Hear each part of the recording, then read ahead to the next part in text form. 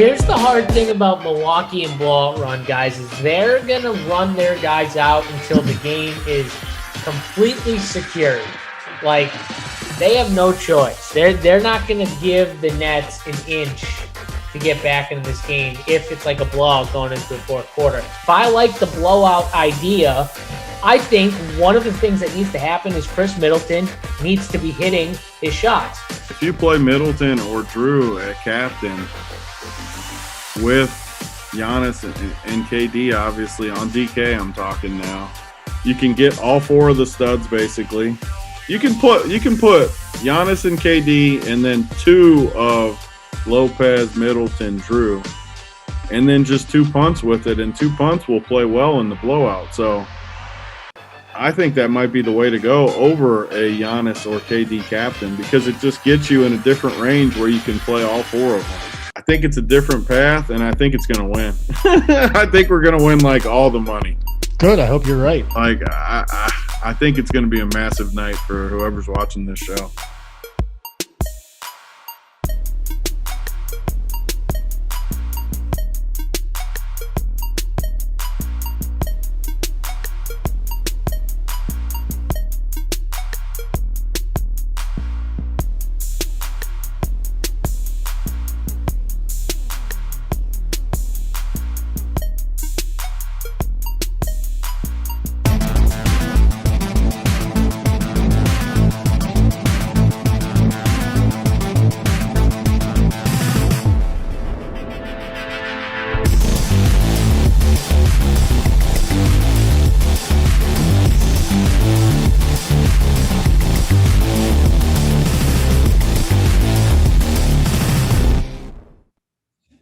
What's going on, everybody? Welcome to the Run Pure Sports MLB Swing for the Fences show. I'm your host, Mangone. I'm here with JSU. I'm here with Big T's chair.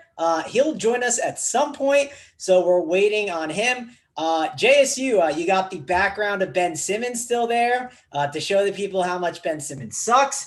You can also see it a little better on this angle. So the disappearing act of Ben Simmons continues. And I got my setup a little bit, JSU. I got the picture up. I got the sign. You love some narrative. So there you go. We got everything up. How are you doing over there, JSU?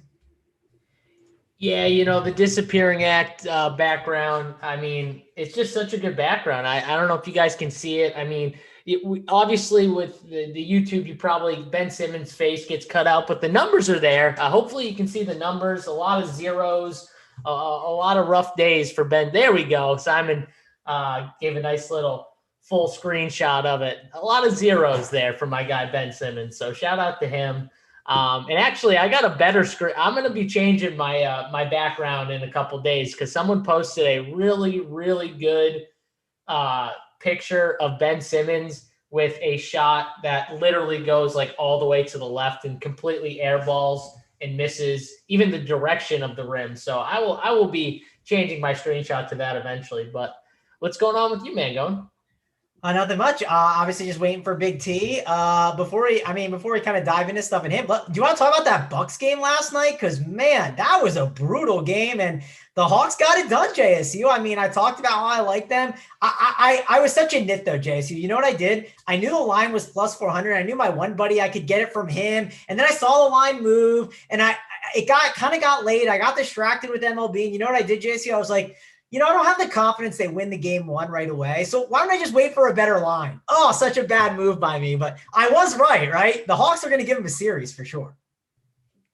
Mangone, terrible move by you. You guys in your live betting and trying to get the best line ever. This is the example that me and Tony have talked about. And thank God he's coming back because I want him to go in on you in a second. But like we say this to Holden. Holden's the same way as you. Like he'll just wait for a better line. Like what if you don't get a better line? Then the opportunity's out the window and it just hit you in the face.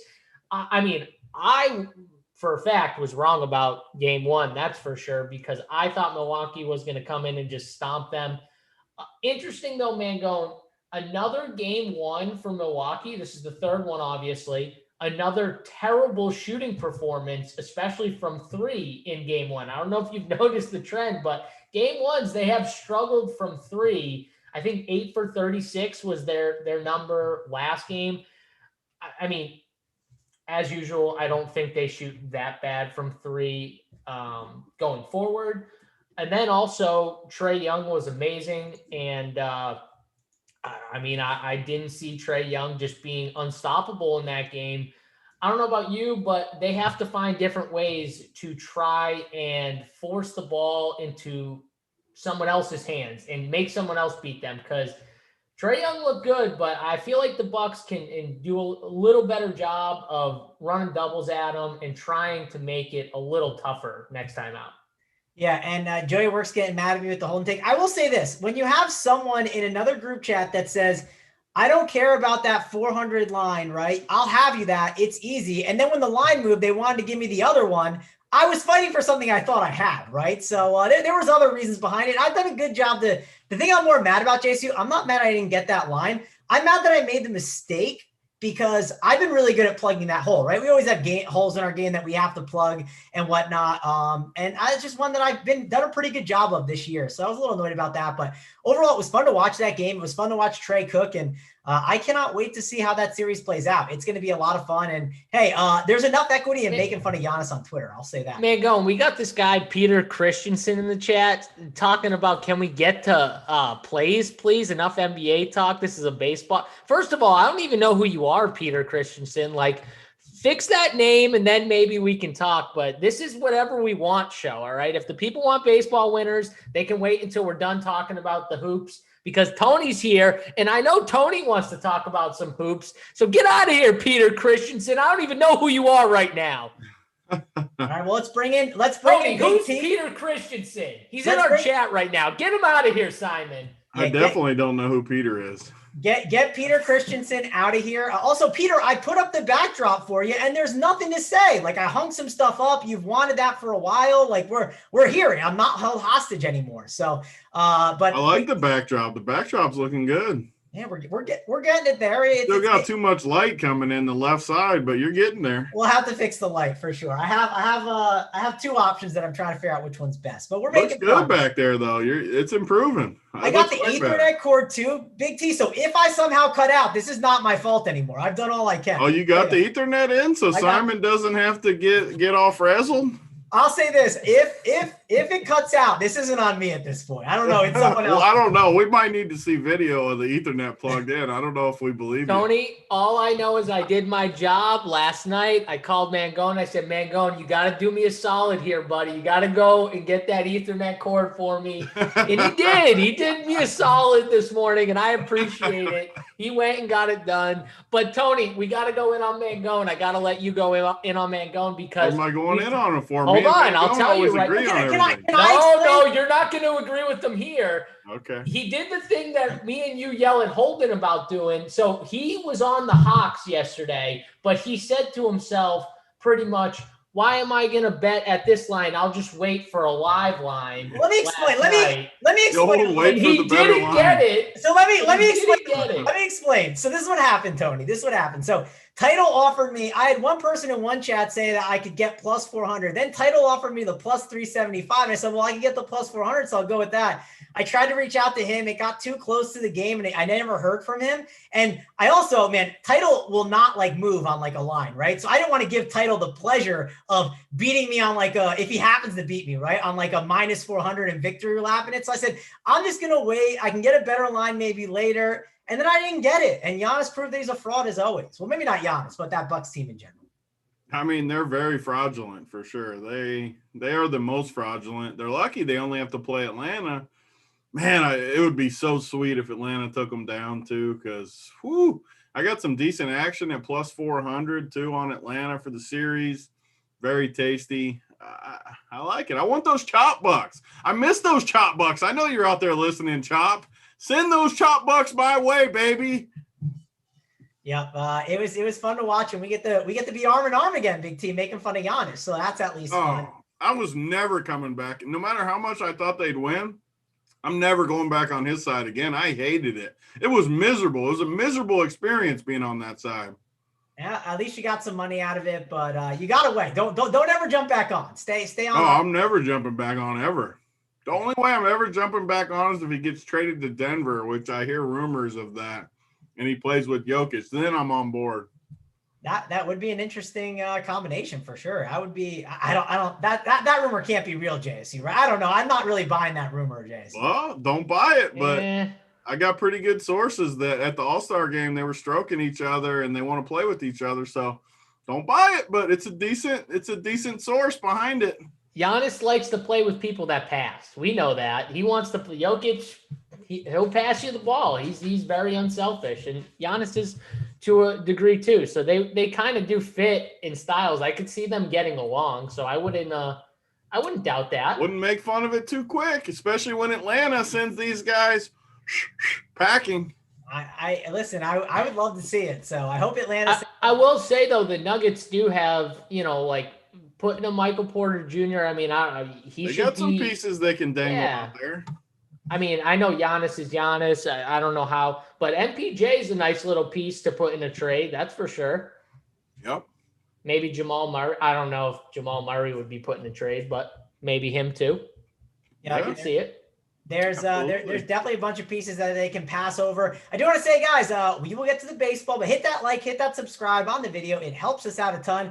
Also want to bring this to JSU real quick. I want to talk about, we got a little giveaway that we're going to do. And I think one of them is getting it delayed because the monster filled already, but JSU, we got a couple ticket giveaways and we got to figure out a way. How are we giving this away? What are we giving away? Tell the people a little bit about what we're going to do here. Yeah. So we got a few people that want to give, some tickets away. And so one of them was thanks for the donation. He wants to give away a 333 ticket on FanDuel, but the monster did close already because FanDuel, for whatever reason, they sized their contest really small. And so it closed up about 30 minutes ago or something like that. So we'll probably give that ticket away on the premium show for tomorrow or the next day when there's a 333 contest that they can stake. So my only issue, JSU, I don't know if you can get that on the premium show because I feel like Tony knows this. FanDuel just fills out their contest way too much. It's already filled, Mangone. It's already filled. No, but what I'm saying is you couldn't do it tomorrow on a premium show or another day because FanDuel just takes too long. So you might have to do it ahead of time. No, we're gonna pick someone on the show for tomorrow. Cool. Yeah, so you'll get it staked and you'll enter it tomorrow whenever the monster. I'm assuming they'll have a monster tomorrow. So, you'll get it staked for that. And then we also have to give away, the kid wants to give away a $121 single entry ticket on DK, which has not filled yet. So we'll give that away during this show to somebody. So shout out to those guys. Thanks for the donation. Hit for 50K last night. I know the kid, he got staked and he cashed a few nights ago when we were on the premium show. So he's trying to give back. It's always good to see guys give back, but it's really nice when we're not asking these members to give back. They're doing it on their own. I mean, I'm getting messages daily now about people wanting to give $55 tickets, 121, 333, 555. It's insane how much staking is going on just with the members. It's just contagious. Yep, just played golf with the dude that won the $1 million today. He's going to stake for the next major. He's going to put a big ticket in for the golf too. I don't know what amount, but he can't wait to stake someone too because that's what people do. That's what we do at Run Pure. When you have a big night, you give a little back. It doesn't matter the amount. It could be any amount. Yep. That's how we do it. It's definitely awesome to do. JC, how do you want to do it? I know we want to try and give it to a member, correct? So are we doing something in the live chat? What's the plan here, JC? Yeah, so we're gonna have you guys post in the live show chat just to make sure you're a member. So in the Discord chat, you guys know where the live show chat is, where we take the questions for the premium show. We're gonna have you post in there, and we got to think of something somewhat creative. And I know Tony might have his creative hat on today. He may not. I don't know. Tony, is that your creative hat on? I mean, there's too much good mojo, too many tickets being given out. I don't have that much creativity to come up with something new every day. Can we make fun of Giannis somehow? Can we do that? Yeah. Would that be a good way to do it? Yeah, I like that. I mean, we've already done making fun of Title, so we can't make fun of Giannis and Title to say, yeah, let's do making fun of Giannis or Ben Simmons. I'm a big fan of making fun of Ben Simmons, so I could keep getting some of those those nice pictures of him airballing or Giannis airballing. Me and Tony both like those. So we can do whatever, man. Going, you pick. All right, so my guess is make fun of Giannis or Ben Simmons, whoever makes the funniest comments, right? We'll pick some of them in the live show chat. We'll look through them and we'll pick throughout the show. So yeah, try to basically roast those two basketball players and their terrible shots. Also, you don't have to include title in it if you want to, sure, but that's not going to give you a boost. I'll say that we do that enough. So, yeah, let's go for that. That does that work for you, Tony? Yeah, I mean, we always say it. Really, the only way you got no chance to win is to ask for the ticket. I had some dude, as I was driving back from the golf course, I got some message, some dude like begging for the ticket. That's not how you get in with me. I don't like beggars. Yep. No, beggars are the worst. I'll just say that right now. That is not good mojo. I hate people that beg.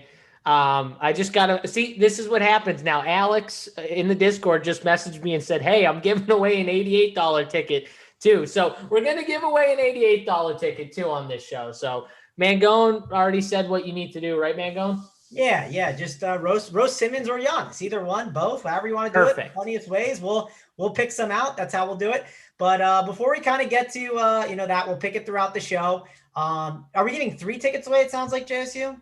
Yeah, we got to give 3 tickets. All right, so we're each going to pick a comment that we both like. So all 3 of us have to look throughout the chat. So be looking for the funniest one. Have like one as a backup just in case we, pick the same one. I mean, I might already have the winner right away. This Ben Simmons on the Wilt picture where his said 100. This dude has the dude that says 1. Yeah. I like that picture for big. Pictures and gifts are encouraged as well. Right, so hold on, we have 3 tickets to give away. So we can pick 3 winners here. So let's find the best ones, and the best ones we can rank, and we'll give the tickets away. Yeah, I'm picking Ben Simmons with the 1 picture. That's my pick for the day. Does he have an actual username? Yeah, the lowdown.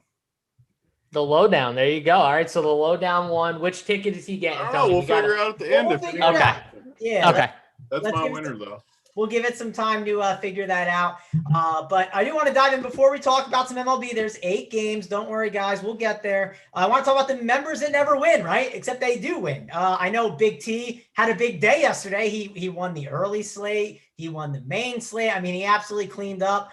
Mangone always makes me feel good on here. He just brings good mojo, builds me up. I mean, JSU doesn't do this on the shows for me. I mean, Mangone is so much better of a host.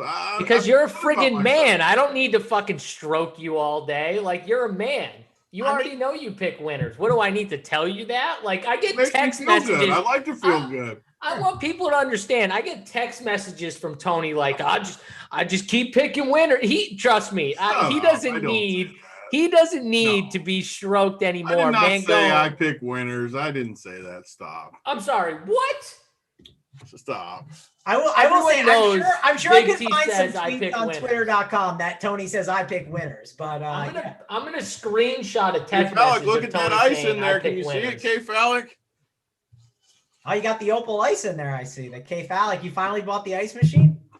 K Phallic, we got that ice matriculating. That's why you've been winning. But I do want to talk about the members who have winning. We got Max Haskins 4. He won $22,000 the other day. He turned 381 into that. So congrats to him. Congrats to Thanks for the donation. He won $50K, right, in the MLB Slugger with a nice team. He had Robbie Ray. He had, the Astros. He ate some chalk. He went Toro, Alvarez, Tucker, Brantley. Played some of the Rays, right? Franco, Lowe, and Meadows. And then he had a one-off of Ryan O'Hearn, who was in a great spot hitting cleanup with Robbie Ray. So that was a great team over on FanDuel. And then we got Didi Pensack, absolutely great player in our chat. And he won $100K. I think it wasn't yesterday. It was 2 days ago in the $777 contest. He shipped $100K. He $3,120, won $106,000. So congrats to him on that one. An absolutely awesome win by him. Big T, I'm sure you want to talk about all those members winning. You love to see those screenshots. So what do you think? Yeah, I think I'm going to get in some of those DD Pensack bucks because He's giving out 4-1 odds. I mean, he thought he was so tough in there talking about Brooks Koepka making the cut. I said he won't make the cut. He said 10K. I snap called him and said, okay, big boy, let's fire it up. Took it down to 2K for 8K, but Brooks Koepka is definitely going to miss that cut. And I'm going to get in those DD Pensac bucks, baby. Yeah, you didn't go with the 10K, right? It turned into 2,000. No, he got nervous. He started like, oh, I didn't really mean 10K. I meant maybe a little less. I'm pretty scared. So we settled on 2K for 8K, but I just snap called his bluff. He got in there so acting like he all tough. 10K. He said, okay, well, let's go then. Yeah, DD paper hands, but hey, I get paper hands. See, man, God always has the good. It's different when you snap call guys like that. When you snap call guys like that, you see it real quick. You're like, hold on, wait, 10K, hold on, let me think about this for a good second. Imagine betting on Brooks Koepka at a non-major and laying -400 to make the cut. What a terrible wager, DD Pensac. Yeah, what's he doing, Tony? Is he winning? I haven't even looked, honestly. He might be in first place or something. I haven't looked all day. That would be the best if he was actually winning. I don't know. He's not winning. Satoshi Kodaira was winning last I looked, who I got some exposure to, so I was happy about that. But golf is a long sweat, man. I don't really care too much about Thursday. Thursday's the worst. Yeah, you get excited if you're one of your guys gets towards the top, right, that you weren't expecting. But like, I just want to make sure my guys. Then I don't get excited because they always come back. Like they always come back when they're up top day one. Yeah, I mean, if it's like a 6K guy, I'll get excited. But that's it. Like, you got the exceptions, but I just want my guys not to get crushed. And then tomorrow's the big sweat, and you can get in the Discord chat and sweat that out. But we'll dive in right now. We'll dive in right now. We'll talk about this baseball slate. I'm excited to get your guys' takes on this baseball slate because I don't love this slate, and hopefully you guys can help me out and make me like this slate a little bit more. And we'll start with the pitching. But JSU, before we kind of dive in, give me like your tournament thoughts on this slate, right? Like, are you paying up at pitcher? Are you paying down? It just feels like a day. It's not a simple baseball day where there's just like guys to spend on and move on. Yeah, I mean, this pitching slate is tough. It's tough to pick or find a bunch of guys that you're going to feel really confident on. You're going to feel like you're taking shots like you would in normal slates with like a guys who would be lower owned GPP plays if it was a normal slate with like some good pitching on here. But we don't have that. We have like maybe one or two solid pitchers, and then the rest are guys that are, to me, are just overpriced. Like, you're going to look at some of these price tags and it's going to be like, wow, sticker shock when you see like Joe Ross at 9,600, Nick Pivetta 9,500, and he struggled the last few games. Zach Davies 8,100. So it's just you're gonna definitely be uncomfortable picking your SP2 for sure. Maybe even both, depending on tournaments and how risky you want to be. But that's what makes it kind of fun in tournaments. And I think you can, maybe take some shots on an SP2 that's a little cheaper and spend up for only one, and try and get some of these bats in really good spots because we got a ton of good offense today. So the offense, I'm not even worried about because no matter where I go at pitching, I can find stacks, cheaper stacks that I think are in good spots today, or more expensive stacks if I have money to spend for the more expensive stacks. So I'm kind of just trying to find probably 3 or 4 pitchers in my 4 lineups that I feel comfortable enough to have exposure to. Maybe one of them I'll lock in, but that's how I'm approaching this slate. We just got to find the right guys. All right, Big T, you have been finding the right guys lately, so find those right guys for us, right? I mean, at the top, Walker Buehler, he's definitely a good option, but he is pricey at 11.5. You got Jose Barrios, 10.4. Feels pricey. Joe Ross, 9.6. Nick Pivetta, 9.5. Like Luis Garcia, 8.7. And then Zach Davies, 8.1. Those all feel expensive for those guys, right? And I get it, right? It seems like it's easy to kind of get in some bats nowadays on DK, but we are seeing some hiked up prices on some of these pitchers right now. Yeah, I mean, Joe Ross, 9,600. Talk about sticker shock. I mean, 96 freaking hundred for Joe Ross, and it is a good spot. He went for 37 a couple games ago. I mean, it's just sticker shock seeing him 9,600 on the slate. And the even crazier part is I don't think he's totally out of play. I mean, if I landed on him or something with offense I liked, I mean, I don't think he's totally out of play just because of the Miami spot. So we talk about this all the time. Everybody that watches our shows, I've been doing more premium shows on the Run Pure side for baseball, but I target stadiums. I watched this game yesterday, Miami and Toronto, I think it was, and there was so many balls in that stadium that were yoked, and they just warning track power because the stadium just neutralizes it. And I can't say it enough. Yeah, every night it probably won't happen. Maybe some nights they'll score a ton, but more times than not, I mean, the stadium just totally neutralizes that everything in that park and other parks. So I don't think Joe Ross is totally out of play. I kind of like him more than even like Berrios at 10K against Cleveland. Cleveland matches up good with Berrios to where I don't really want to play Berrios. Pavetta, I mean, you could go to him, but these prices, I mean, 96 for Joel Ross, 95 for Pavetta on a slate where we want to play big sticks because there's so many great hitting spots. I have a hard time with it. And honestly, I mean, God, you guys always make fun of me for plays like this, and it's probably bad, but this 4K dude for Toronto, I think he gets double digits, and I'll take my chances with double digits for 4K as my SP2 tonight. Anthony K, he's thrown – what did I do with his pitch counts? He's thrown decent pitches in the last month. I mean, in May, he threw 79 one game, 91 another game. I mean, that's decent. If he gets in the 70s pitch-wise for 4K on a slate where all these pitchers are overpriced, I may go down to him for my SP2. Big T, I love that you're saying that because I'm actually like, I think I'm on Anthony K. JT, oh, you like him? Yeah, JT was making fun of me for it, but I was like, what pitcher do you actually like and you're comfortable with, right? Like, I mean, when you factor price, yeah. Like, if you can fit the price, then sure, you can play these guys. I would play Joe Ross over Anthony K. Of course I would if I could fit it. But the problem is I want some big bats, and it's hard to go up to Joe Ross for my second pitcher.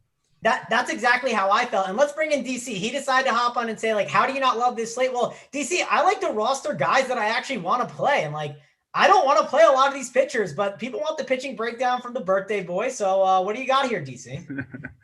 Yeah, no, I mean, pitching obviously tough, right? But the hitting is so good that's what makes it a fun slate. We're just going to see a ton of scoring from offenses and.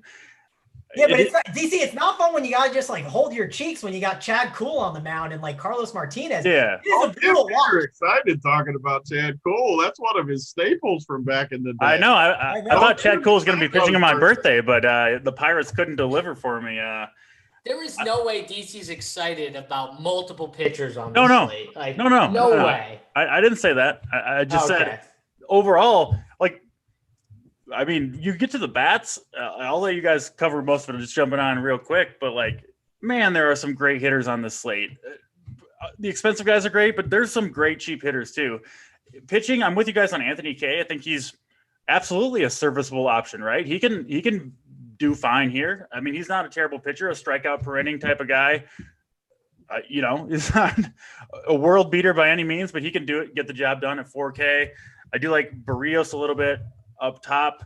Heard a little Joe Ross talk. I mean, man, I don't know if I can pay that price for DC, how about on FanDuel? So he's 7K on FanDuel. We should probably talk about that a little bit. Like, is he going to be a lot like chalkier because of that 7K Joe Ross over there? Yes. Maybe. I'm not a Joe Ross guy. I get it, right? Going into Miami, facing that team. So I get it, totally get it from that perspective. How in the world did that man go for 37 versus San Francisco?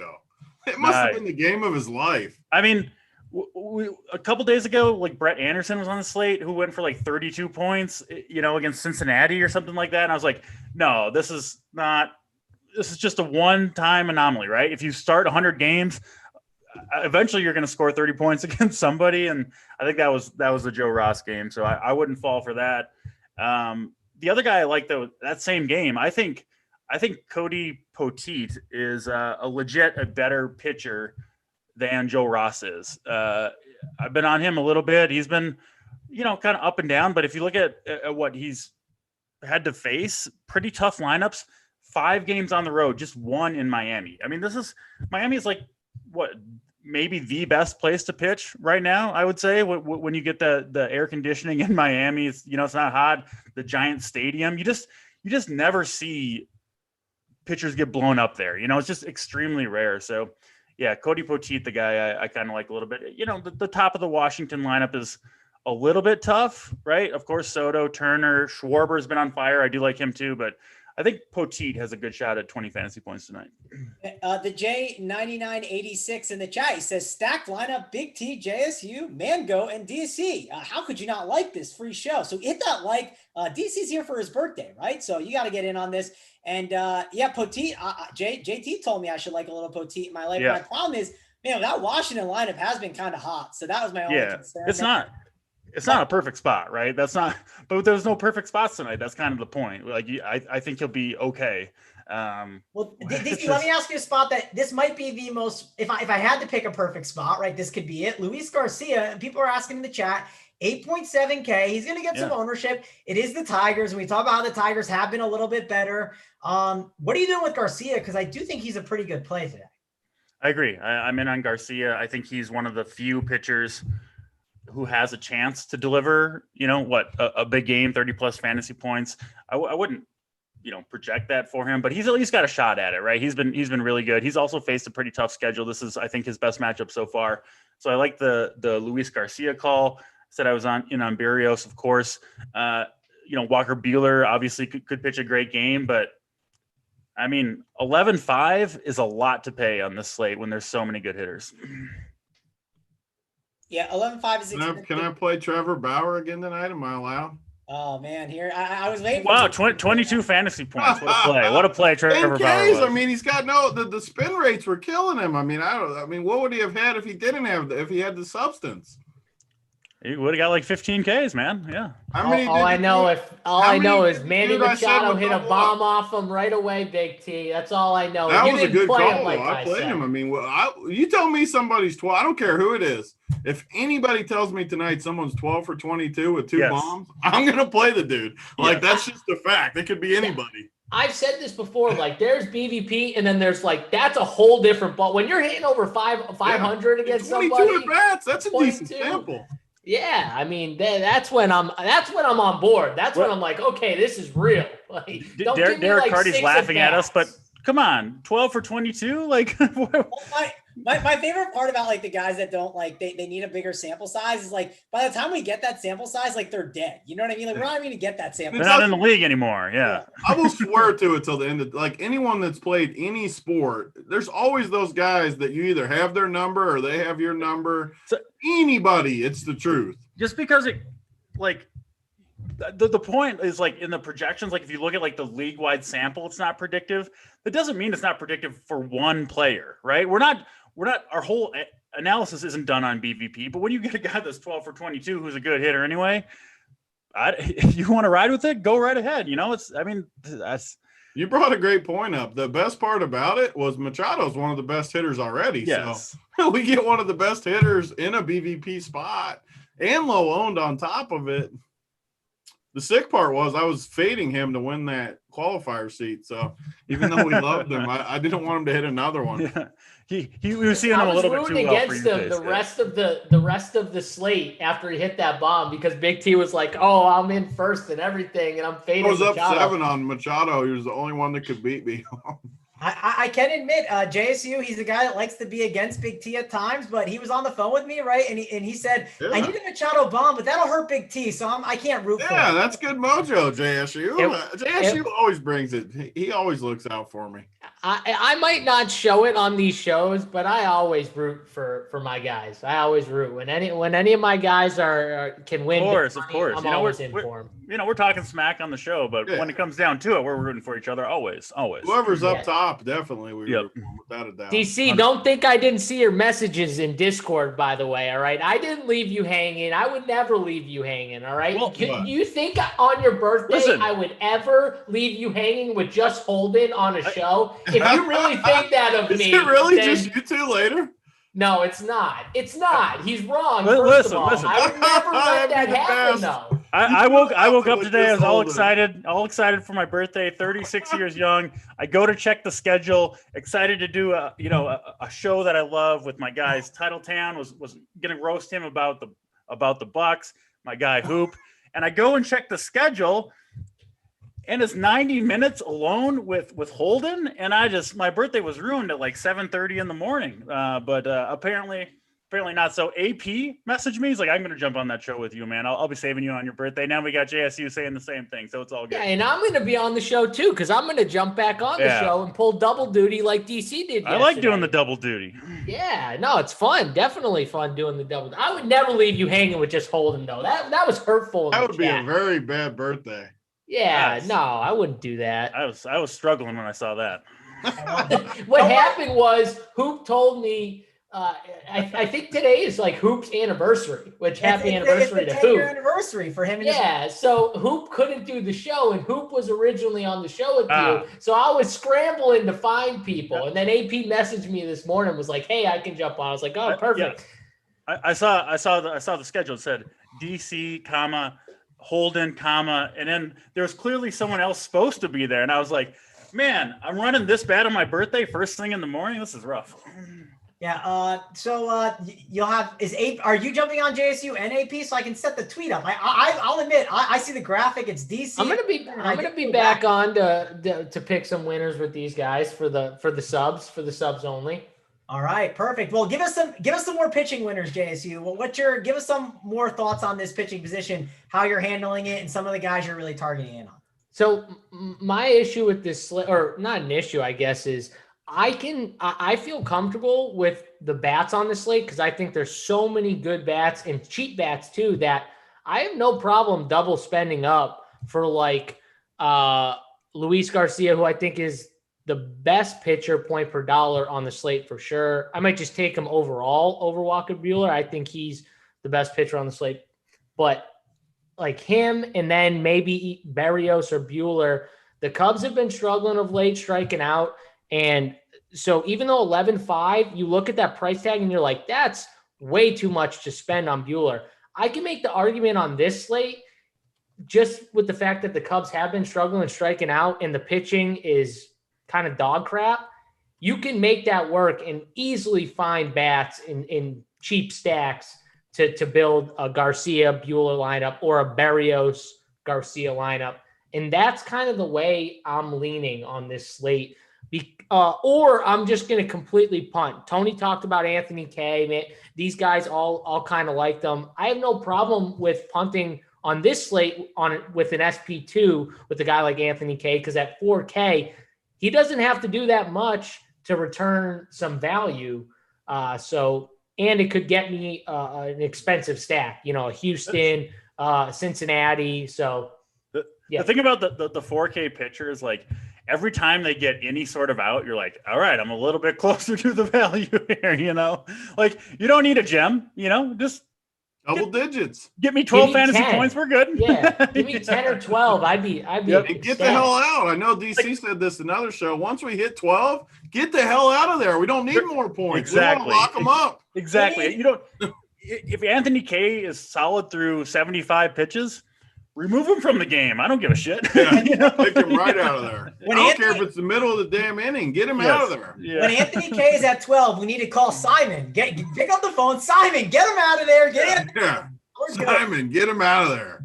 So the one thing with Cody Petit, I kind of like the Cody Petit call, DC, just kind of glancing at his numbers. So is he he's more of like a reverse splits kind of guy, right? Where he's actually struggled more with right-handed bats this year?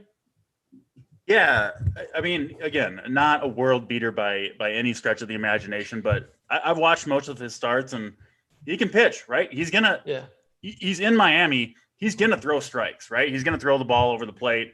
Like Kyle Schwarber could take him deep, right? Juan Soto could take him deep, of course.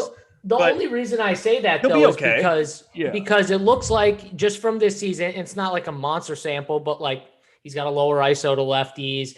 The K rate's a little higher. The walk rate is lower to lefties. It's higher to righties. And if you look at this lineup, all the power, like most of their bats you're afraid of are all lefties. Well, these righties down here don't have much power in the bottom of that lineup.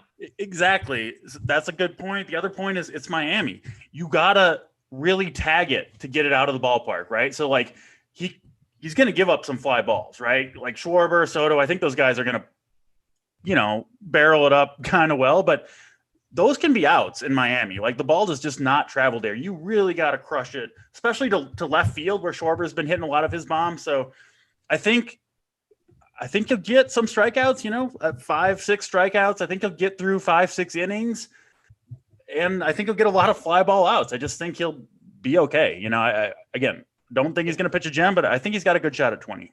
No, but on this slate, I think you can 100% take a shot on a guy like Poteet at 7,100 on this slate. I don't think he's going to be owned either, which, it's just a bonus, right? Like obviously you want the low owned pitcher, especially on a slate where, listen, a lot of these pitchers today are going to get blown up. There's just no question about it. Yeah, but before we kind of move on, Jason, give me like your top 4 or 5 guys at the pitcher position. Then we'll go to Big T, and then we'll go to DC, and then we'll move on to the hitters. Yeah, well, Garcia 1 for sure. I'm gonna go Buehler, Berrios, and I'm gonna go Poteet. DC talked me into him. I'm gonna put him in 1 or 2 lineups here. Yeah, I'd say for me, Garcia is like one of my favorites. I'd say at least point per dollar wise. I like Garcia. I'm going back and forth on what to do with Berrios and Walker Buehler, but I'm getting talked into Poteet more, and I really like Anthony K. Those are probably like the 5 guys I'm looking at right now. Yeah. DC, it sounds like you agree, but give me your breakdown of the pitchers here. Yeah, we're all on the same guys, it seems like, right? There's a bunch of pitchers on the slate that you can't really even consider, at least in my opinion. So the guys that are left are the guys that we're going to roster, and I think you rank them pretty well. I do have Luis Garcia, number 1. I think my most likely combination is Garcia Poteet. I'll throw Berrios. I have a little bit more confidence in him than Walker Buehler right now. And if you want the full punt, clearly it's Anthony K over guys like Jesse Chavez, JC Mejia, Jose Urena, Carlos Martinez. For me, those guys are really Dean Kramer, like those guys are not in play. So give me Anthony K if you want to go all the way down, which maybe you do, because there's a lot of really, really good bats on the slate. All right, well, saving the best for last. Big T, what do we got? Who's your pitcher breakdown here? Yeah, I'll tell you one guy. We weren't talking about guys we hate, but one guy that's going to get freaking whacked around today is Carlos Martinez. Yes, I like the Pirate stack. Pittsburgh is going to pound Carlos Martinez. So bad. Yeah. So that just stuck out as I was looking at pitchers. We just had a question about him in chat. Like, someone was just asking. I could think of one team that matches up great with him. That's a random team. It'd be Pittsburgh. So I saw in Discord, I saw that he was projected to be like 20 to 25% owned, which I don't think that will actually be true, but I really hope it is. They're going to honestly, I could see it because he's cheap. It's Pittsburgh. I could see it. It's like literally the nut lineup to just destroy what he does. Like the only righty in there that is remotely weak is Newman, and he doesn't strike out. I'll give you a talking BVP plays. Gregory Polanco, who's been heating up a little bit. He is 14 for 32. Oh, don't get me excited. Yeah, a couple steals in there, 1,300 OPS. He smashed Carlos Martinez, and that was a better version of Carlos Martinez, right? Like he's clearly kind of on the downswing. Dude just went for his last 4 games. He's gone for -22 and -12. But Tony, before that, he went for 20 and 22, and then another negative game or something like that. So 3 negative games out of 5. That seems like a good player to stack against to me. Yeah, It is funny though, DC. You bring up Gregory Polanco, and my guy AJT in our Discord sent me a Discord message just now saying Big T likes decent sample size. Gregory Polanco. He literally just sent me that message right before you started talking about him. He's clearly the BVP play of the day. Like if you want to pick one guy, he's the guy today. I love it because he sticks out for sure. The one thing I'll say too with Carlos Martinez and like the Pirates, like. The Pirates, right? I like them when they're out of that stadium, right? Like you get that nice little ballpark upgrade, which sure. Like 90 degrees and you get the full 9 at bats on the road. I hate that Pittsburgh Stadium. Yeah. Freaking hate it. Yeah. So it's nice to get him there. But besides the Carlos Martinez hate, Tony, what else? Yeah, I mean, so the only difference I think I got over you guys is I'm going to play Joe Ross over Barrios if I had to pick. I might not play either one of them, but I got the same other four as you guys: Garcia, Bueller, Kay, Petit, and then I got Joe Ross as my fifth. I'm not going to play Barrios, so that's my only difference in the rest of the crew. All right, we're going to dive into the hitters. DC, are you going to hang out and talk all the hitters, or are you going to give just a quick hitter breakdown because you love all the hitters? Yeah, he's on here loving it. He's picking winners. Yeah, I'm filling out the playbook right now, but yeah, I'm good to go. Let's stay on. All right, DC is staying with us. It's his birthday. Mom's having a nice little party, nice little spread. If Mom is putting together a spread in the basement, DC, what's on it? I mean, bagel bites are no doubt there. What else we got? So it's a 5-course meal. You start with, you want to get better and better. So you start with some hot pockets. You get some bagel bites in there. It ends with a delicious Red Baron frozen pizza. It's wonderful. See, this is how I know I'll never be invited to a DC birthday party because his birthday party is just be bagel bites, pizza, all things that JSU doesn't like and gets made fun of for. Imagine hating pizza. JSU, this is an awful take. I mean, at least JSU's food takes are the worst. I can't trust JSU on anything because he hates pizza. You wouldn't like anything that I eat because I don't like pizza, so you just will refuse to like anything else I say because you don't like that I won't eat pizza, and I don't like pizza. It's the truth. True. Like, I'm not lying about it. JSU, when's the last time you had pizza? So last time I had pizza was 2 a.m. and I was 14 years old and I had a few buddies staying over. 14? I was 14. How do you even know if you like it? I thought you were going to say like a month ago. I even remember where we ordered from 14? Because there was only one pizza place open at 2 a.m. Golden's Pizza. All right. Golden's Pizza was open. I still remember how gross it was. I was so hungry, though. I was so friggin' hungry, and it was 2 a.m. You're not even allowed to talk about food if you haven't eaten pizza. I don't think I've gone 2 weeks without eating pizza in my entire life. I haven't gone probably 1 week without. I was going to say 1 week too, but I was like, I'm probably gone 2 weeks. Yeah. There was a long stretch in my life where I was just eating like grilled chicken and like cups of broccoli and broccoli. You would. Baked potatoes, and you wouldn't like my diet. You would have hated my diet for like a nice 8 or 9 years. Big T, we can transition to baseball maybe here in a second. But Big T, when's the last time you had a piece of broccoli? I mean, you're gonna laugh, but actually, broccoli is one of the vegetables I actually like. Oh man, really? Not cold broccoli though. It needs to be hot. No, you like cook it like it. Yeah, like I like hot broccoli somehow. I don't know how because I don't like vegetables. That's one of the most shocking things I've ever heard in my whole life. It probably is. When we did the CBC game where what would Big T eat, you would have lost that one. But I would have. You're right. I used to try and eat 1 to 3 cups of broccoli for my dinner every day for about 8 years. Probably twice a month, but I don't hate it. I used to be cool with broccoli, but what happened was my friend, I can't unsee it anymore. He says they look like you're eating little trees, and now it's just that sticks in my head like I'm eating trees or something. They're not that good anyways, but it is kind of funny when you think about it because they do look like you're eating little trees. I mean, it is interesting. Overall, vegetables aren't that great, JSU. We want pizza, right? We want a Red Baron pizza. We want bagel. He's not even allowed to talk about it because he hasn't had one in 15 freaking years. Yeah, I mean, it's a How does he know what it tastes like? I don't like pizza. I don't know how many you times haven't had it since you're 14. How do you know? Because as a kid growing up, I used to have pizza 15 before. Years ago. You're not allowed I don't know what to tell you. Anymore. I don't know what to tell you. All right. Yeah, we're going back to baseball. We're going to the catcher position. We don't want your bad takes on pizza anymore, JSU. Let's talk about the catcher position. Catcher, it's always a tough position to roster. It's been a little better this year. I don't think we have a lot of the studs, though, on the slate. I mean, we got Maldonado is like one of the cheap guys. I think a lot of people are going to look at like the Toronto stack, right? They're going to look at the Houston stack and they're going to say, I can save money with Reese McGuire and Martin Maldonado. It seems like a spot to save today. You like the hitters today, DC. So who are the catchers you actually like? This is by far the worst position. This slate is absolutely loaded with hitters. The catcher position is not, right. There's not that many guys that I love. The guy that I like the best by far is Will Smith for the Dodgers, assuming he's in there. Again, no Dodgers lineup quite yet, but his splits are just insane. I mention it all the time on the show, on the podcast. I posted about it in Discord today.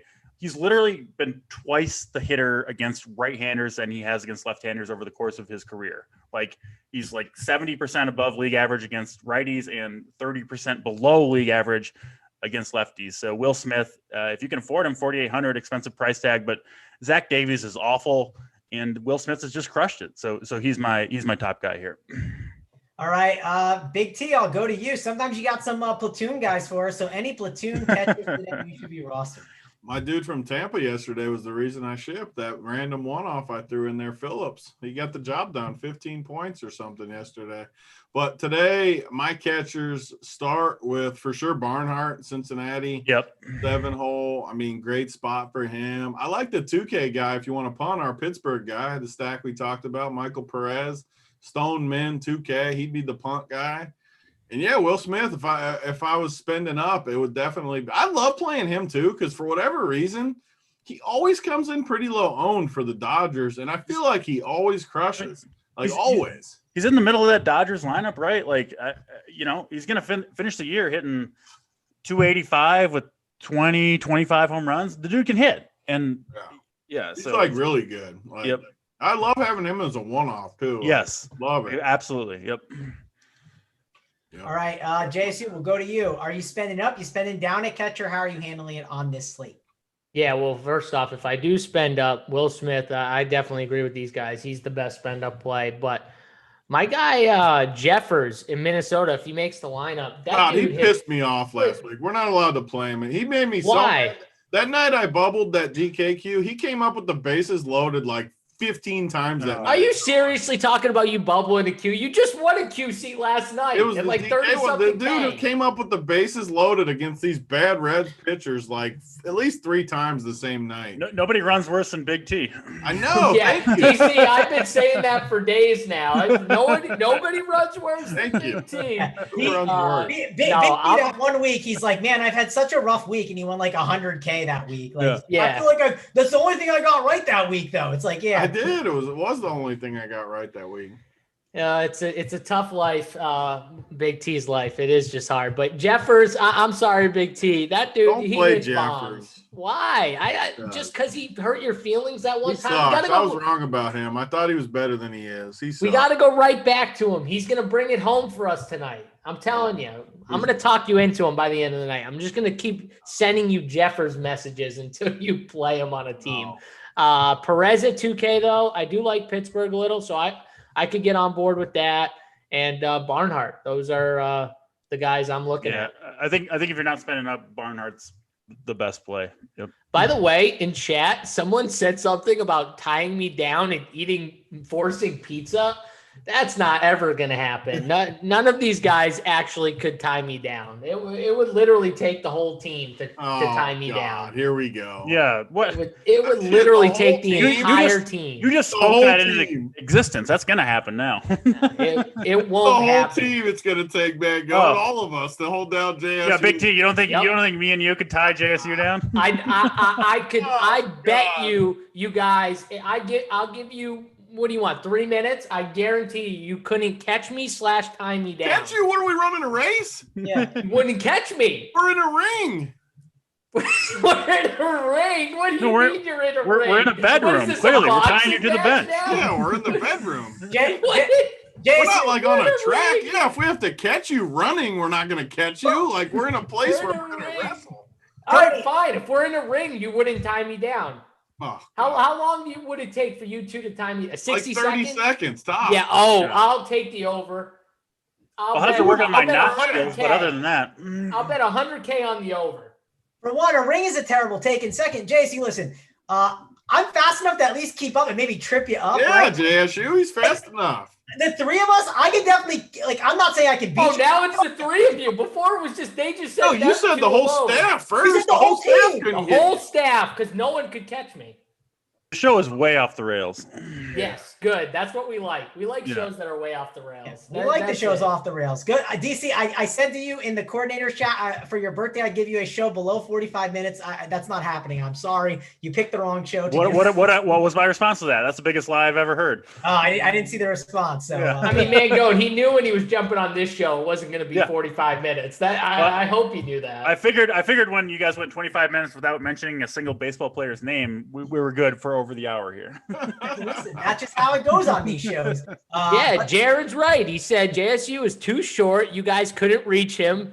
Low, little people, and are lightning fast. I mean, all points that agree with my side. I'll say this, Jared. If that's your case, you can't call me short because I get called short a lot. I'm not that much taller than you. So Mangone's not short. Mangone, you're like average height, right? I mean, what are you, 5'8"? Yeah, 5'8". I mean, okay, so just below average height. I guess that's like average height for like if you're like malnourished in a third world country. Oh man, this show is definitely off. Am I allowed to say that? Or maybe not. Come on, DC. Oh man, we haven't got canceled yet, DC. We're okay. Yeah. Let's move on though. Let's go talk about the first base position. We'll move it along and let's talk about the studs at the top, right? I mean, it's simple. There's Vlad Guerrero Jr. There's Freddie Freeman. I mean, there's some really good bats today. Big T, we'll go to you because Free Money Freddie's on the slate. What are we doing with him? Yeah, I mean, Free Money's got it going a little bit. Great matchup today, too. You got him and Vlad are clearly the guys at the top. I mean, this Kramer dude gives up freaking bombs. And, I mean, Freddie's in a great spot, too. So those guys are clearly at the top. But, man, the guy that sticks out to me on this slate is our boy from Pittsburgh, Colin Moran. 2,500 for this dude against C-Mart. And, man, it sticks. That price, I mean, he's over half the price of those studs, which obviously I like Freddie and Vlad anytime. I mean, those dudes are studs, and I got no problem playing them. But, man, 2,500 on a slate like this just sticks off the page to me. Absolutely love that play. And if I go up, yeah, I'm going to play one of those stud guys. The only other person I would play is Jonathan Scope, just because he's 5,100. No one's going to play him. And this dude is smashing the baseball, going against maybe the most popular pitcher of the slate. And, I mean, the dude is just freaking crushing. I don't know what happened, but he figured out how to hit bombs. I know that much. So I'd probably play him at second base more than likely, but just because his name popped up, I wanted to bring him up because, man, the dude is just crushing, and he's a great leverage play tonight. All right. How about you, DC? You left the room, so we can't go to DC. We'll go to JSU. Let's talk about the first baseman. Vlad Guerrero, Freddie Freeman, they're both at the top. I even think Josh Bell's in play a little bit. That stadium just a little rough, but first base, it's got some really good guys to spend on. And if you don't spend your money there, you could be in some trouble. Yeah, I don't know. I mean, Colin Moran, Big T hit it on the head, I think, when he started talking about it, because first base, 2,500 against Carlos Martinez, who I want to attack. I really like that play. I like that price tag. If I was going up a little bit, though, Ryan Mountcastle, I can play at first base. I think he's a decent play. Joey Votto at 4,600. I don't know, like Vlad's, if you go all the way up to like that six, I mean, Vlad is obviously a really good play too. I just don't know if I'm going to spend up that much at first base. But he's definitely in play. I'll probably not play Scope unless I have one team without Garcia, which is possible. But if you play a team without Garcia on it, it's not a bad idea to take like a really good hot hitter like a Scope and just hope he hits a bomb like he's been doing. So I don't hate it if that's what you're going for, a little leverage against probably one of the most popular pitchers. Or look at Jonathan Scope, seriously. That dude, I know, murdering. I've seen it. I've literally been watching him hit bombs. Like I watched 2 of the 3 he hit the last like 4 games. Like he's been crushing it. You're right. I don't know how I didn't bring up Joey Votto too, because I love him. So I might as well say him too. Yeah, he's cheap on FanDuel at 2.8. And JSU, are you 5'4"? What is your exact height? Oh God, I'm 5'6". Get off my ass. Oh, you're good then. So the reason I asked JSU is I was looking at other countries. I was looking to see you're above average height in India, Malaysia, average height in India, Peru, Bahrain, Nigeria, Sri Lanka, the Philippines. Just to be clear, is that not exactly what I said? Yeah, I mean, I'm just going through Vietnam and then Indonesia. Indonesia has the shortest average male height of 5'2". So there you go. This is why Mango fits so well. See, now he's stroking me. He's helping me out right now, Big T. Now I'm on Team Mango with you. I mean, there we go. I mean, I'm 5'6" ish. All right, so that So, works. Not 5'6". Hey, it's 5'6", okay? Don't shortchange him, DC, okay? All right, my bad. Do you want me to go like full 5'5" and a half, DC? Like, do I need to? Can I just give myself the half? No, that's not how it works. No free passes here at Run Pure Sports. We measure bullshit. to the exact 1/10 of an inch. Give us some free passes. Give us the best first baseman plays, DC. People want to know: is it Vlad Guerrero, is it Freddie Freeman, or is it someone else? I listed Joey Votto number 1. I know that this isn't the stat show. We're not bringing up baseball numbers. We're talking about tying each other up instead. But a couple words on Jesse Chavez, just to be clear, because I do think the Reds are the best stack of this day. The Braves are planning to start Josh Tomlin in this game. They are straight up out of pitchers, right? You don't start Josh Tomlin if you got any alternative. He had to pitch yesterday because they ran out of pitchers yesterday, and so they had to call up 37-year-old Jesse Chavez from the minor leagues, who I did a little research. I posted this in Discord. There were 490 pitchers in baseball who threw at least 10 innings last year. Jesse Chavez ranked dead last, 490th out of 490th in terms of swinging strike rate, literally dead last. He was the 18th worst pitcher in home runs per 9 allowed. Like, this guy's going to get bombed by the Reds in Cincinnati. There's just no question about it. So, yeah, I got Joey Votto number 1. There you go. All right, you got Joey Votto number 1. Let's go over to second base. We'll go over to you, Big T. Ozzy Albies is in a good spot. Marcus Semien, there's a lot of good spend-up options. Or you can play, for the Twins, Luis Arias, right? I know you don't love playing him, so I figured I'd mention him. How are you spending your salary at that second base position? Yeah, definitely not playing Arias. I mean, just looking down the list, I'd play Polanco on that same team. Definitely. Big T, would you rather go a month with no bench or play Luis Arias tonight? Yeah, I mean, I'd probably give up the bench before I played Arias. He is not. That's a lie. I'm calling you out right now. Yeah, that's a lie. Definitely a lie. I was just trying to make a point. Yeah. I mean, do I get him in the one hole at least? I might be able to endure him for just a month. But yeah, I mean, Ozzy Albies, great play at the top. India, I agree with DC. Cincinnati is clearly my favorite stack. So India is a great play up top. If you go down lower, I mean, Pittsburgh, to our Pittsburgh team, Adam Frazier in the one hole for 4K. Love him. I love Brandon Lowe or Lau, 4,200. Tampa came through for me yesterday. Today, these lefties get Pavetta. I like Tampa. I mean, they've come through for me a bunch, so I like Tampa. Nothing else. Scope. We talked about Scope already at first base, but I love Scope as a leverage play today because I think Garcia is going to end up the highest owned pitcher more than likely. I like that leverage with the dude that's just flat out on fire. I think you could even play him with Garcia. We talk about that at times. Hope maybe he's the only guy that touches up Garcia. So that's where I'm at. I actually like my boy Panic too. Now that I see it for cheap for that. Oh, Panic's in the lineup. You'll love I was just about to talk about him first because I was shocked you didn't mention him. So, JSU, talk about Panic, and also reminder to you, because I almost forgot. We got to pick some guys in the live show chat. I think I have. I've been laughing at some of the messages. I'm looking at them. There's some good stuff. There's some really good ones out there. Yeah. I mean, I'm really. It's DC's birthday, so we should let him pick at least one winner because I don't have it up. I usually don't have the chat comments up when I'm on the air, so I can't do it. But you can give me some options. Give me 3 options. I'll pick one. Yeah, we'll give you some options. But Joe Panic 3K. One of my nominations, DC, no doubt.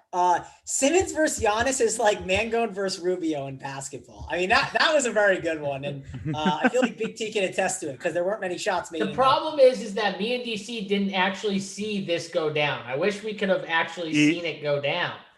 Very good point. Still a funny comment, but it would be much better if I had seen them play.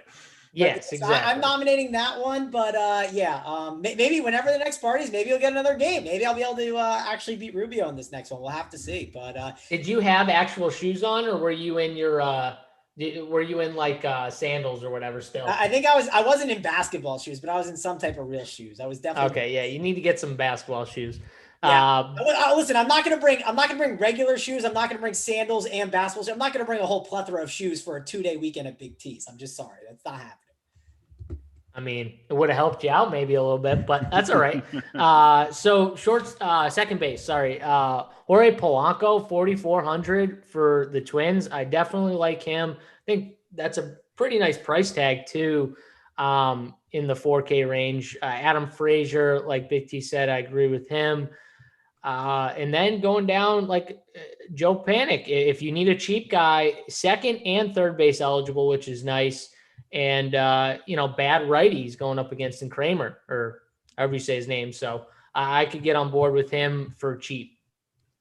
All right, DC, we'll go to you for second baseman. Before we do that, listen, it's your birthday. We got 550 watching, only 230 likes, and we'll obviously try to give out those plays of the day. But what's the number, DC? We might have to ask Simon to get us out of here whenever that time is if we don't get those likes up.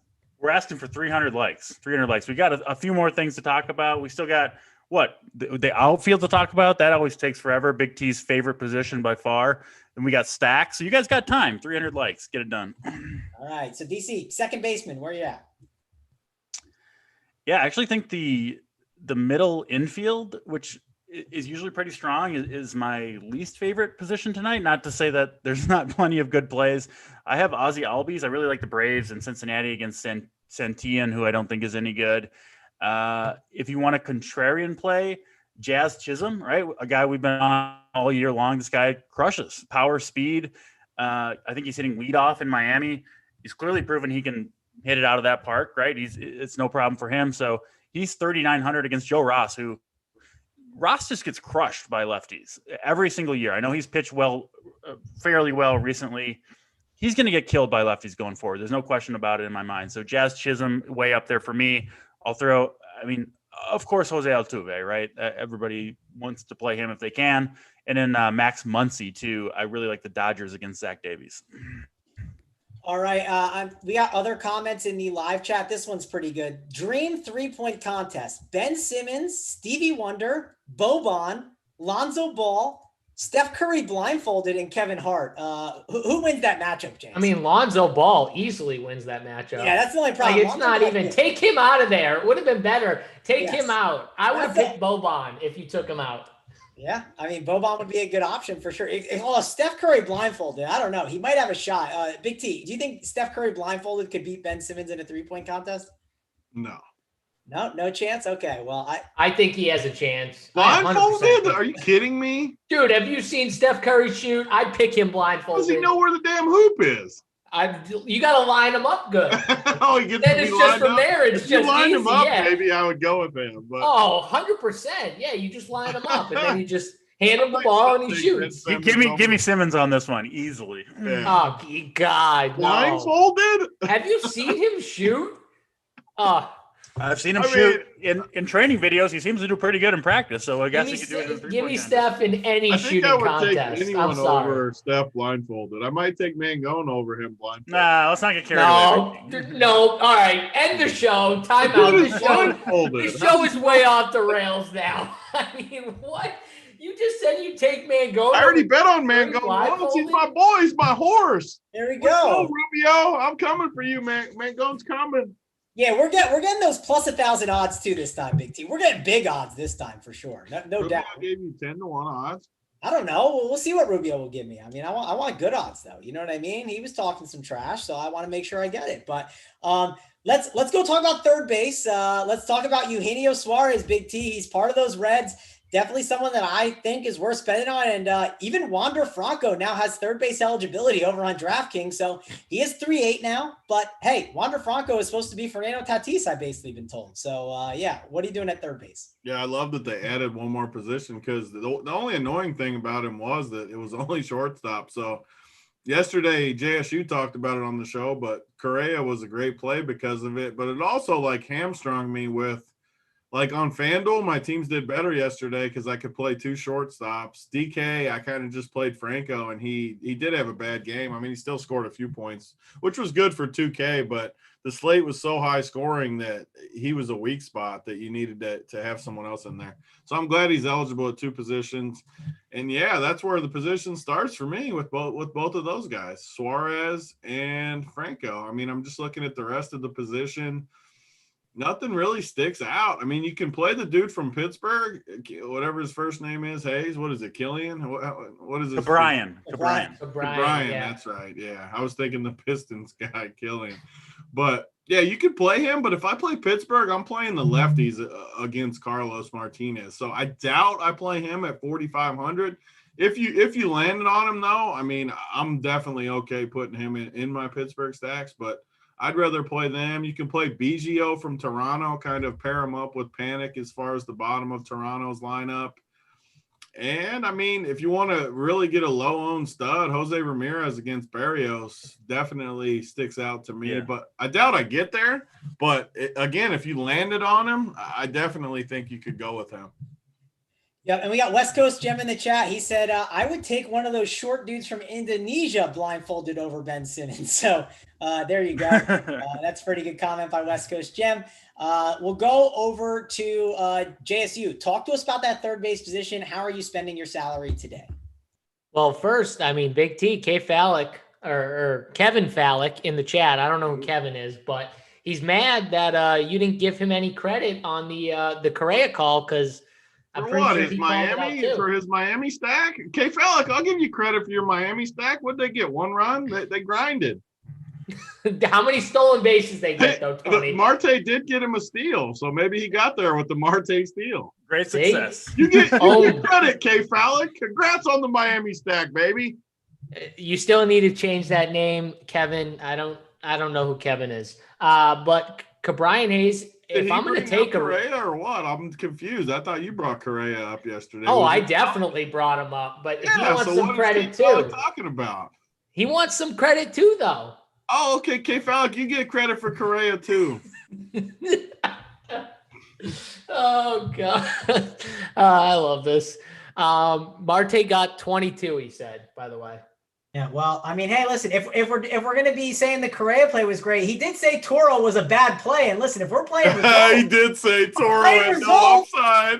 23. Toro got a 31 piece. He went out of his way to say Toro's a bad play. I'm gonna say too, because that was what like kept me from having a shot to like completely shift, because I had Machado over Toro, and every single team up there with me had friggin' Toro. That show, and JSU was like, "Yeah, I got. That's why you play Machado." And I'm like, "Well, just so you know, Toro got 31.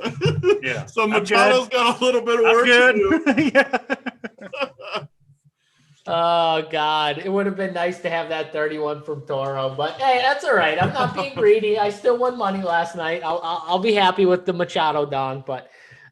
Like I said, Pittsburgh, if you're stacking them, I mean, Hayes is one of their best bats overall, so probably their best hitter, and 4,500, I could play him if I'm stacking Pittsburgh, no doubt. Biggio, I like Toronto a lot, so Biggio, even in the bottom of the order, hopefully comes in a little lower owned. Toro, K Fallick's guy. I mean, I don't know if K Fallick walks back his stand today. Maybe I'll play him, but I might stick with just fading him after that 31 point performance. I don't like playing guys that just pop off and have monster performances that aren't like top tier hitters the next day. You know what I mean? I don't want to like chase that. I didn't play him last night, so I don't want to chase him cold tonight. Hitters. Yeah, that makes sense. Yeah, exactly, DC. So it's just to me, it's chasing. I know, man. I'm just giving you a hard time. It's chasing though, so I don't know. I'm gonna play Dusty Joe Panic over him just for you, DC. So that's my third base. I mean, if I was spending all the way up though, Devers for sure. 5,100. I could play some Devers. All right, JSU, before I go to DC for third base, look in that live chat. I don't know if you have a winner, but we're getting on that $121 single entry. We're running out. So we got to start picking something soon here with the ticket. Well, what are you up to? We approaching the 300 likes yet? Yeah, we are. We're at 273, so that's fine. Okay, we'll get there. We're doing good today. The people are taking care of us. Almost 300 likes, almost 600 watching. I mean, yeah, it's DC's birthday. People are taking care of us. Yep. So you love to see the chat was telling me to jump on. I had to oblige the people, man of the people, DC. Tony, who's the guy you picked earlier in the show? We should give the lowdown. The lowdown. Yeah, we should give him the 121 before it fills. Yeah. How do we get All it? right. Who's sending it? The lowdown. The kid is going to hit you up with a DM. I'll shoot him a DM now, letting him know you won the $121 ticket. We still got to pick the $333 winner for Let tomorrow. DC pick on his birthday. DC can pick a winner. Yeah, and the $88 ticket. So we still got to give 2 more tickets away. But the lowdown, you won the $121 single entry ticket. The kid's going to hit you with a DM. All right, DC, your job is to find the last 2, okay, in that live chat. Dig in there, find it. You got it. You'll I got this. I can handle this. But before that, you got to give your third base guys, right? So give us your third base position, and then we'll go over to shortstop. Yeah, I am moving off my guy Wander Franco for the Rays. Hitting third again. They jacked his price up 2K, all the way to 3.8K. For those of you complaining that Wander Franco was too good of a play, I guess DK heard you. Listen, I would have been happy to play him at 2K every slate for the rest of the year, but can no longer do that. 3.8K. I still think he's underpriced. And I talked about it yesterday. I think the Rays offense is about to catch fire. Just a lot of good mojo there. Another good day yesterday. And to me, Nick Pivetta, much like Garrett Richards yesterday, kind of a bit of a reclamation project this year for the Red Sox that I think is going to fall apart in a hurry. So I think the Rays are going to have another big day tonight. Yeah, and DePrince in the chat says he wants a ticket. You got to get in that live show chat, and we're picking some members, DePrince. So you got to get in there and post something funny about Giannis and Ben Simmons. We're making fun of them. So be sure to do that. But let's move on to shortstop. Let's talk about Marcus Semien. He's at the top. Wander Franco, who we just discussed. If you're doing a Brave stack, don't ignore Dansby Swanson, right? That's a pretty good price at 3.6K. Big T, how are you breaking down the shortstop position? Yeah, a bunch of good plays. You got a bunch of guys at the top. I mean, Semien, Bo Bichette, obviously stick off the page. But you go lower, Wander Franco, obviously we've already talked about him. Newman, if you like this Pittsburgh stack, he's 2,100 on a night we need some savings. So that's a cheap guy you can definitely go to in the Pittsburgh stack. Polanco, we talked about at second base, I think. But I always love Polanco against righties, especially bad guys like Mejia. And Farmer. No one ever plays Farmer with these red stacks. He's in the 8-hole. We like to play the bigger bats for Cincinnati. But like always, these are the guys that might get you over the top in the tournament, though. If you stack Cincinnati, throw Farmer in there. Don't be scared of that. 3,200. So like him as well. All right. We'll go over to you, JSU. Shortstop position. Are you spending up for those Blue Jays like Big T was talking about at the top? Yeah, I mean, they're definitely really good spends. I mean, Xander Bogaerts just seems way too cheap, though, at 4,800. I know it's in Tampa, but I do kind of like the Red Sox a little bit here. And I don't mind both sides because, obviously Wander and a few of those Tampa bats. So I could see myself playing some bats from this game in general. But Xander at 48 just seems too cheap. Wander Franco, we already talked about. I know Big T hates playing this guy against lefties, but he's 3K. Freddie Galvis is 3K. So I think I for sure can play him at 3K. That's just too cheap for how he's been hitting this year. He sucks versus lefties. I know, but it's too cheap, dude. Yeah. It's too cheap. I know it's your rule, but so it's fine. You don't have to play him. It's like playing Mancada against a friggin' lefty. Yep, it's just things you don't do. Now you got to follow the big. You understand though that Anthony K. Anthony K is only going to pitch 3 innings. Big. He's only going to get Anthony K. That's true. That's a good counterpoint to it. I mean, the dude might pitch 3-4 innings. Yeah, so he's going to get what, 2 at bats at most? Yeah. From him. So I mean, I think that he's going to get a righty. I have to. Freddie Galvis has literally been a lot better against lefties than righties this season. It's like an indisputable fact. He's hitting 293 versus lefties and 230 against righties. Do we get points from damn averages? So he's, yes, you do. You do get points he's for a base better hits. play than I even thought originally. Well, listen, Big T's bankroll disagrees, DC. So I understand, but I don't want to mess come with my rules. But... Don't be throwing stats in there. Don't mess with DC it. comes on the show. He's messing with Tony's rules. Like, I'm with you, man. I'm playing Freddie Galvis tonight. Don't mess with my head, anyways. Even if it's not true, it's only what's in my head. That's all that matters, anyway. That's why I put my hands up first. I was just stating the fact. We'll move on. Other shorts. I don't love shortstop. I think it is one of the one of the two weakest positions. Play your two boys, Wander, Jazz, the two best plays. Yeah, Wander, Jazz, and then I like Jorge Polanco. You can spend all the way up for Bo Bichette too. I think if you want to go in that direction in a Toronto stack. But yeah, I think this is a decent position to go with a one-off or maybe save a little bit of salary. All right, let's go on over to the outfield, and we'll go back to Big Platoon because we need those platoon outfielders, right? We need the Brett Phillips on the slate.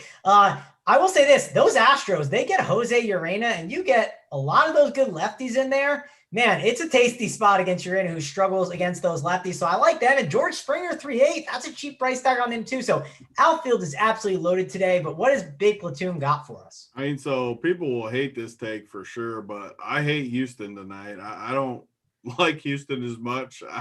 Urena got lit up the last two starts, but I just don't like this spot as much for Houston as I have the last couple days in Baltimore. I don't like the lineup as much with Altuve out. I don't think Urena is that bad versus righties.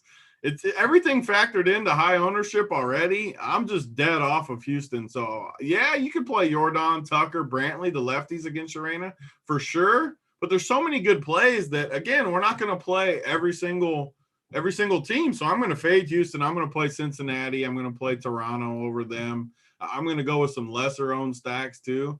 Houston's a fade for me. So I'm off those guys tonight, which is I think that's what we do good at Run Pure too. Like, we don't tell you to play all the good plays always. And these guys might disagree and play some Houston. Just my opinion, but we like to take stands, whether we're right, we're wrong. We're mostly tournament players as far as this. I'm off Houston. So outfielders, the Cincinnati guys are where it starts for me. Naquin is my favorite play in the 5-hole for them. Guaranteed I'll play him tonight on probably almost every team. He's going to crush. And then after that, obviously Winker, Castellanos, right behind him. I love both of those guys, but I'd rank them Naquin, Winker, and then Castellanos if I had to. You go to Tampa, I love the Tampa guys again. I mean, Austin Meadows hit a bomb last night. He's 5,500.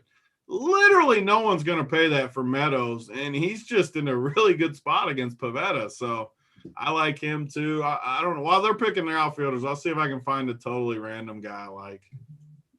All right. Well, Big T is in the lab trying to cook up a platoon guy for us. We'll go to JSU. Who are some of the outfielders you like on this slate? So, Mangone, before this show, I'm pretty sure I said a similar thing to you that Big T was just talking about when it came to Houston, about the lineup with Altuve. I'm 100% on board, and me and Big T haven't talked about any baseball today before this show. So it is good to hear that Big T and me both agree on this, which is I don't love Houston. I don't love the lineup as much, obviously, without him. And yeah, the lefties doesn't mean they won't score 12 on us, but we can fade them. No. I was gonna jump in when you were talking, Big T. I fully agree. I have 20 lineups tonight. I don't have a single Houston right-handed batter in my lineup. Yes, Brantley, Tucker, and Alvarez, right? Those guys are great plays, but I'm not stacking Houston tonight. Also, apparently I said that George Springer was in the lineup. Well, I thought he was, but I haven't looked at a lineup in an hour and a half because I'm still on this show. But I am the one driving the ship, so this is probably my fault. But we'll go back to you, JSU. Give me those outfielders. Yeah, Mangone, do your job and make sure we know who's in and out of the friggin' lineup, all right? You got one job, Mangone. Come on.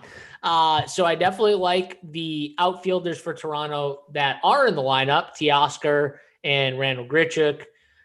Even Gurriel, if you're stacking the bottom of the lineup, just because I like Biggio a little bit. I like Panic, so I could see myself playing him as well just to get that bottom of the order. After that, though, I love the Cincinnati outfielders. If I'm not going to play the Houston outfielders, I think, those are the guys I want for sure. So Winker, Naquin, Castellanos, those guys are in really good spots. I know we're playing Poteet, but Schwarber has just been on fire, and he's 3,900. I mean, if we're gonna bring up how hot Jonathan Scope's been the last few games, 100%. I mean Schwarber has been on friggin' fire. Dude's got 6 home runs in his last 4 games. I mean, I think he has 9 in his last 10. Yeah, $3,900 for him too. Like, that's a really nice 100%. Price tag. Well, I've been told by many people that hot streaks don't exist, so I don't know how he has done that. I mean, I don't even know what you call that, because that is just and fuego. Like, it's wild how hot he is. All right, DC, give us your outfielders. Let's get some of the guys that you're targeting on this slate. Yeah, pretty much on the same page as JSU and Big T. The Cincinnati guys. So yeah, playbook is in right now for you premium members. I do have Jesse Winker number 1. I have Tyler Naquin, Big T's guy number 5. Nick Castellanos coming in number 8. So I love that Cincinnati Reds outfield. The Houston guys, again, Alvarez, Tucker. I'm not playing the Houston right-handers, but I do love both those guys. JSU, I have Schwarber number 4, right? I mean, the dude's just been a masher. Again, I do like Poteet. I will have a lot of Poteet in my lineups, but on the lineups that I don't, Kyle Schwarber is going to be in there too. So he's a fantastic play. We haven't talked much about the Twins, who do have a 5.6 team total or 5.1 team total, something like that. Very high, hot in target field tonight. Trevor Larnach, who I think is going to, it seems to me he's kind of proving to be a bad pitcher hitter, right? Like if he gets a cookie down the middle, he's going to hit it 470 feet. He has massive power. And today he gets JC Mejia, who can't make it through 2 innings. So Trevor Larnach, if you need a punt at what I think he's 2,700. Yeah, I think he's got a very, very good shot at hitting a bomb tonight. So he would be kind of my favorite punt outfielder. I'll throw two more punt outfielders in there for you. We talked a little bit about Akil Baddoo. Again, Luis Garcia, it seems like our kind of consensus favorite pitcher tonight. But if you want a one-off against him, Akil Baddoo, I really like. And then Jesus Sanchez for the Marlins. This is another guy that's going to hit a lot of home runs at the big league level. Gets a pretty good matchup against Joe Ross tonight. He will be unowned. He's 2,400. He's got, the 460, 470 foot home run power, light tower power, as I like to call it. Jesus Sanchez, if you need a punt, great play. I think he's got a great shot at a home run. All right, we'll go back to you, Big Platoon. Give us that platoon player, and then give us your stacks on this slate here, Big T. I mean, I forgot who I was even looking. I lost focus for a minute there. But what were you thinking about, Big T? What's going on? I literally was just drifting off, to be honest. I wasn't bored you that much, huh? All right. Do we got Holden on the show? That's what happens when you run as peers, Big T. You can just drift off while making lineups. Actually, I was watching this damn fly all around he was just drifting off, probably clicking in winners in his lineups anyway. Yeah, he's like, I'm just gonna play all these contests, all these winners. I mean, I got the one-off. It'll be not that high owned, but DC talked about at the beginning. Gregory Polanco. I mean, good BVP, splits matchup. I love everything about Polanco. I don't know how high he'll be owned, but he's 2,700. He won't be owned. He's definitely the splits guy of the night for me. All right, that's the guy. Give me your stacks though, Big T. You said you're not playing Houston, so who are some of the stacks you're targeting? My stacks: number 1 for sure Cincinnati. Number 2, for sure, Toronto. I mean, I love those are the 2 obvious ones, though. And then I like Atlanta a little bit up top. And then the sneakier stacks, Pittsburgh. And I don't hate Detroit as a sneaky team, too. Full leverage. I think you can stack Detroit up, too, because Baddoo, DC talked about it, Scope. We talked about Grossman, Mazzara. You got the catcher. I like him. Castro, super cheap. I actually like the Tigers a lot. Anytime you can name 5 or 6 hitters in a lineup that you think are good plays on their own, then they're a worthy stack, right? Like play Cameron though. Play Cameron though over Mazzaro. Yes, Cameron. Yep. Cameron is good. Over Agreed. Who though? Over Mazzaro. I like Mazzaro too for 25. Like that Detroit lineup is a perfect team if you want to pay up for 2 pitchers tonight, which people won't do. Agreed. All right, let's go over to you, JSU. Give me some of your stacks on this slate. Yeah, so Cincy for sure won. Toronto, Pittsburgh. And then I'm going to throw the Twins as my fourth stack. All right. For me, the Reds are definitely my number one. I like the Blue Jays. I don't know what to do with the Astros, but it feels like such a good day where I don't need to play them. And I do like that Pirate stack. That Pirate stack is one that's early in the day I thought was interesting, and it's kind of growing on me the more and more I look at that lineup. DC, we'll go over to you. Give me your stacks. Yeah, Reds. I think that's all four of us love the Reds here. They're by far and away my number one. Mentioned the Jesse Chavez stats earlier. I think he is going to get crushed. Of course, the Blue Jays and the Astros, right? You can't really argue with those guys, but I do like the Astros lefties much more rather. And then, yeah, I'll throw in the Twins and the Pirates. I think Carlos Martinez, I mean, the dude's just been getting hit hard every time he goes out there almost. So, yeah, I think the Pirates have a good chance. They'll be super, super low owned. They're cheap. You can get two good pitchers with them. Good way to roll the dice there. All right, DC, just so you know, we're going to go to plays of the day, right? So we got there. We'll go to JSU, then we'll go to me. We'll go to Big Platoon, and then we're going to go to you. But you also have to give us those ticket winners as well. So we need two more. So make sure you have that taken care of by the time we get to that. Right. But again, hit that like. That helps us out a ton. We appreciate it. And subscribe to the channel so you can check out all the content that we have over here at Run Pure Sports. And we have the premium show coming up next. That'll be at 6 o'clock. But JSU, give me your play of the day. Yeah, so first off, Nick in the chat was asking which Polanco. I'm assuming he's talking about Big T's Gregory Polanco from the Pirates. My fault. Gregory Polanco. Yeah, so he's talking about the outfielder from the Pirates, Nick, just to clarify that. But for the play of the day, God, Mangone's put me on the spot here. I wasn't ready, but that's all right. I'll figure it out here. The guy I'm gonna go with, that I'm gonna at least have a ton of.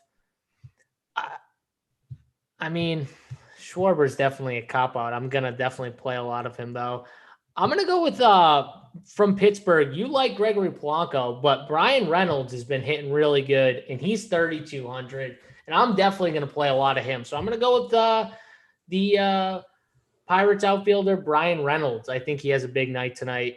$3,200 too. So hopefully he should be a little lower owned. Okay, Brian Reynolds it is. I'll give you mine. I'm going to go with Nick Blastolanos. He's going to take us to the finish line. I love playing him in here in this spot, and Chavez sucks, and that bullpen, we'll take advantage of it for sure. So I love Castellanos there. Big T, I'll go over to you. Give me your play of the day.